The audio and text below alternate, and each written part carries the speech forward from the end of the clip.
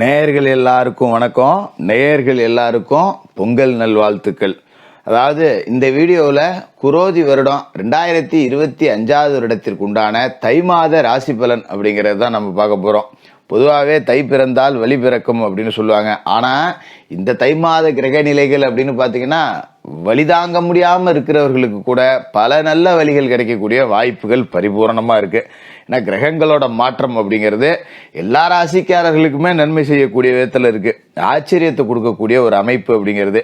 எதனால் சொல்ல வரேன் அப்படின்னா, சுப கிரகமாக இருக்கக்கூடிய குரு பகவான் வக்ர நிவர்த்தி ஆகிறாரு இதே தை மாதத்தில். சுக்கிர பகவான் உச்சம் அடைகிறார்.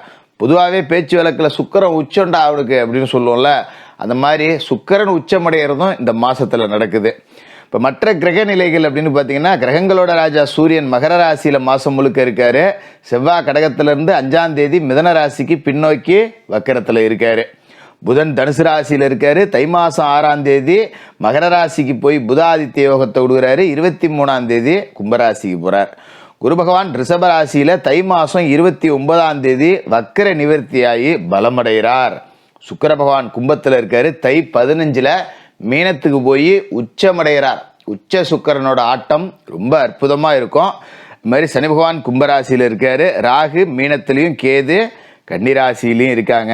இதுதான் இந்த மாதத்துக்கு உண்டான கிரக நிலைகள் அப்படிங்கிறது. உங்களுக்கு அற்புதமான பலனை கொடுக்கக்கூடிய மாதமாக இந்த தை மாதம் இருக்கணும் அப்படின்னு நவ கிரகங்களையும் பிரார்த்தனை செஞ்சுக்கிட்டு நாம் வீடியோக்குள்ளே போவோம்.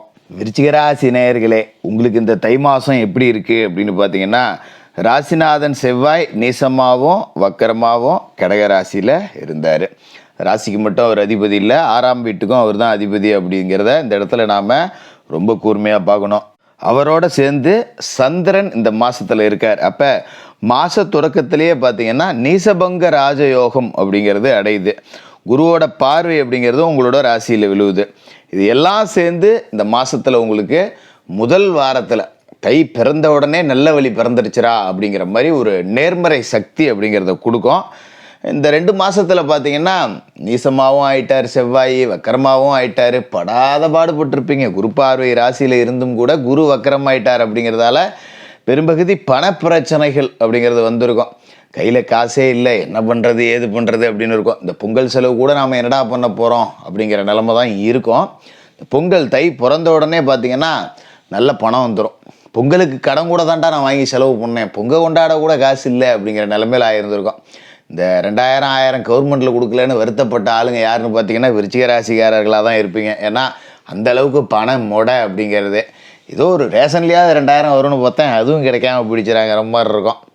அவ்வளோ காசு பணம் கஷ்டம். பொங்கலுக்கு கடன் வாங்கி ஓட்டுற மாதிரி தான் இருக்கும். ஆனாலும் தை பிறந்த உடனே கடனடெல்லாம் அடைக்கிறதுக்கு ஒரு வழி அப்படிங்கிறது பிறக்கும். புனித பயணங்கள் அதிகமாகவும் கௌரவ அந்தஸ்துக்கு பங்கம் வராத ஒரு மாதம். கடன் வாங்கியிருந்தா கூட சொன்ன தேதியில் தூக்கி போடலாம், வாக்கு தவற மாட்டீங்க. அப்படி ஒரு அற்புதமான நேரம் உங்களுக்கு கிடைக்குது. தை 5ஆம் தேதி மிதன ராசிக்கு செவ்வாய் போயிடுறார் வக்கர இயக்கத்தில். ஆனால் நீசத்துலேருந்து தப்பிச்சிடுறார். ராசிக்கும் 6ஆவது வீட்டுக்கும் அதிபதியான அவர் வக்கரம் அடைகிறார். அப்படிங்கும்போது சின்ன சின்ன குறுக்கீடுகள் இருக்க தான் செய்யும், ஆனால் அதை சமாளிச்சிருவீங்க. பொதுவாகவே செவ்வாய் ஆதிபந்தத்தில் பிறந்த உங்களுக்கு சவால் அப்படின்னா பிடிக்கும். சாதாரணமாக ஒரு இடத்துக்கு போகணும் அப்படிங்கிறத விட எப்போவுமே ஒரு விதமான சவாலோடு போகணும் அப்படின்னு நினைக்கக்கூடிய ஆளுங்க. போட்டி இருக்கணும், அந்த போட்டியில் நான் ஜெயிக்கணும், சும்மா ஜெயிக்கக்கூடாது அப்படின்னு நினைக்கிற ஆளுங்க. சாதாரணமாக ஒரு கிரிக்கெட் போட்டி பார்த்தா கூட பார்த்தீங்கன்னா ஒரு 50 ஓவருக்கு 200 ரன் அடிக்கிறாங்கன்னா அந்த மேட்சை பார்க்க மாட்டீங்க. 50 ஓவருக்கு 350 ரன் அடிச்சிருக்கணும், 400 ரன் அடிச்சிருக்கணும், அதை திருப்பி அடிக்கணும், அந்த மாதிரியான மேட்ச்சு. இந்த சவாலே சமாளி அப்படிங்கிறது தான் விருச்சிக ராசிக்காரர்களுக்கு பிடிக்கும். அந்த வகையில் உங்களுக்கு சவாலுக்கு பஞ்சமில்லாத மாதமாக இருக்கும். எல்லா சவாலையும் முறியடித்து ஜெயிக்கக்கூடிய மாதமாகவும் இருக்கும். அதேமாரி ஒரு தொகை அப்படிங்கிறது செலவான பிறகு தான் இன்னொரு தொகை வரும். கையில் 10 ரூபாயை மிச்சப்படுத்தவே முடியாத நிலைமை தான் கடந்த காலகட்டத்தில் இருந்துச்சு. இப்போ 10 ரூபா சேர்த்து வச்சு ஒரு சொத்து சுகம் வாங்கக்கூடிய அளவுக்கு காசு பணம் அப்படிங்கிறது கையில் புரளும் அப்படிங்கிறது ஒரு அதிர்ச்சியை கொடுக்கும் நமக்கு. என்னடா இது, நம்ம ராசிக்கு இப்படி நடக்கவே நடக்காத, திடீர்னு 10 ரூபா வருது, இவ்வளோ நாள் பிச்சைக்காரனை விட கேவலமாக இருந்தோம், திடீர்னு 10 ரூபா வந்திருக்கே, பின்னாடி கடவுள் ஏதாவது நமக்கு பெருசாக ஆபத்து வச்சுருக்காரா, இவ்வளோ சந்தோஷம்லாம் நமக்கு நடக்கக்கூடாது அப்படிங்கிறது இந்த மாதத்தோட மத்தியில் உங்களுக்கு தெரியும். பரவாயில்லடா, நல்லா இருக்கும்டா அப்படிங்கிற மாதிரி இருக்கும். என்ன காரணம்னா, தை 15ஆம் தேதி மீன ராசியில் சுக்கிரன் உச்சமடைகிறார்.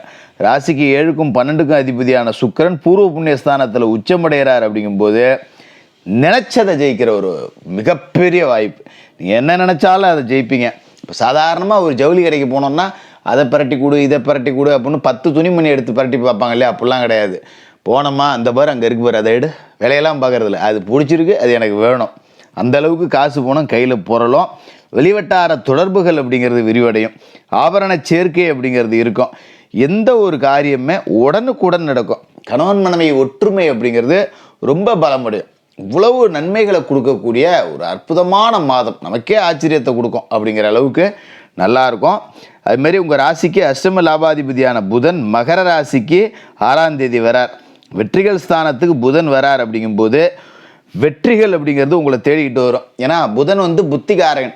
ஒரு விஷயத்தை எடுத்துக்கிட்டா அதை எப்படி ஜெயிக்கணும் அப்படிங்கிற சிந்தனை உங்களுக்கு ரொம்ப தெளிவாக இருக்கும். இந்த காரியத்தை இப்படி போனால் வெற்றிடா அப்படின்னு ரொம்ப தெளிவாக திட்டமிட்டு வேலை செய்வீங்க. எந்த ஒரு வேலையுமே உங்களுடைய யோசனைகள் அப்படிங்கிறது பார்த்திங்கன்னா அலுவலகத்தில் சக ஊழியர்களால் அப்படியே மெச்சப்படும். அவர் சொன்னாரியா அது மாதிரி செஞ்சோம், கரெக்டாக இருக்குப்பா, இப்படி தான் இருக்கணும் மனுஷன்னா, எதாக இருந்தாலும் அவங்கள்ட்ட யோசனை கேட்கலாம்டா அப்படின்னு மேல்மட்ட அதிகாரிகளே உங்களை பார்த்து ஆச்சரியப்பட வகையில் பாராட்டுகளை தெரிவிப்பாங்க. அதுமாரி சொந்த தொழில் அப்படிங்கிறதும் பார்த்தாலும் நல்ல முடிவுகள் எல்லாத்தையும் எடுப்பீங்க. புது ஒப்பந்தங்கள், பேச்சுவார்த்தைகள், தொழில் கூட்டாளிகள், பயணங்கள் எல்லாமே திட்டமிட்டு இதை இப்படி போனால் இந்த இடத்துக்கு போவோம், இது இப்படி போனால் இந்த இடத்துக்கு நாம் அடைய முடியாது அப்படிங்கிறதுல திட்டங்கள் அப்படிங்கிறது அவ்வளோ சூப்பராக இருக்கும்.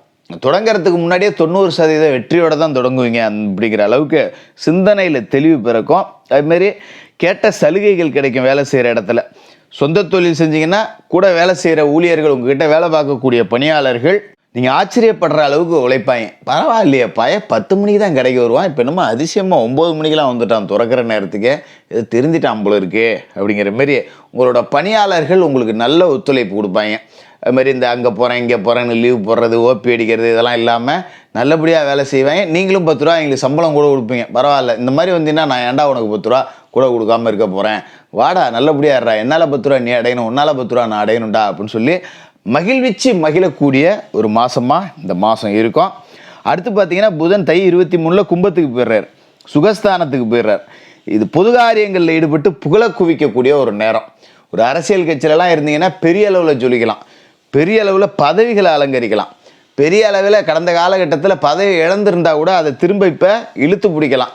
இடைத்தேர்தல்கள் அப்படிலாம் ஏதாவது உங்கள் பகுதி போக்குவரத்தில் நடந்ததுன்னா அதில் உங்களோட வெற்றி அப்படிங்கிறது மிகப்பெரிய அளவில் இருக்கும். அப்படி ஒரு நல்ல நேரம். தொழில் அப்படிங்கிறதும் நல்லபடியாக இருக்கும். உயரதிகாரிகள் பாராட்டுவாங்க. ரொம்ப நேர்மையாகவும் நடந்துப்பீங்க. முக்கியமான விஷயம் என்னென்னா, ரிஷபராசியில் இருக்கிற குரு பகவான் இந்த மாதம் 29ஆம் தேதி வக்ர நிவர்த்தி அடைகிறார், பலமடைகிறார். அப்போ அவரோட பார்வை உங்களோட ராசி கிடையாது இல்லைங்களா? அந்த பார்வைக்கும் பலம் கூடுது. உங்களோட ராசியை பார்க்குறாரு, ராசிக்கு இப்போ 9ஆம் வீட்டை பார்க்குறாரு, 11ஆம் வீட்டை பார்க்குறாரு. இந்த குரு பகவானோட பார்வை படக்கூடிய இடங்கள் எல்லாமே உங்களுக்கு மதிப்பு மரியாதையும் உயர்த்தி கொடுத்து ஊருக்குள்ளே உங்களை செல்வாக்கான ஒரு நபர் அப்படின்னு மாற்றி உச்சாணி கும்பல உங்களை உட்கார வைக்கக்கூடிய ஒரு உன்னதமான மாதமாக இந்த தை மாதம் இருக்கும். தினமும் விநாயகர் வழிபாடு செஞ்சுட்டு உங்களோட வேலைகளை தொடங்குங்க. உங்களால் முடிஞ்சப்பெல்லாம் தான தர்மம் செய்யுங்க. இந்த தை மாதம் அற்புதங்களை நிகழ்த்த போகிற மாதமாக இருக்கும். விருச்சிக ராசிக்காரர்களுக்கு வாழ்த்துக்கள்.